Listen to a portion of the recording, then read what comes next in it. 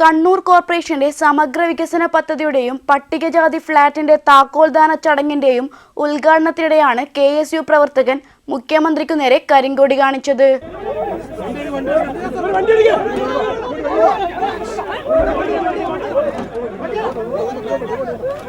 KSU Irikkur നിയോജക മണ്ഡലം president അഭിജിത്താണ് മുഖ്യമന്ത്രിക്കു നേരെ കരിങ്കൊടി കാണിച്ചത്.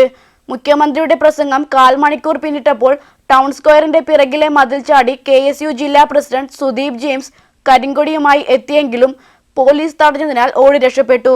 തുടർന്നാണ് ആൾക്കൂട്ടത്തിനിടയിലൂടെ മുദ്രാവാക്യം വിളിച്ചു KSU പ്രവർത്തകൻ വേദിയിലേക്ക് പാഞ്ഞെടുത്തത്.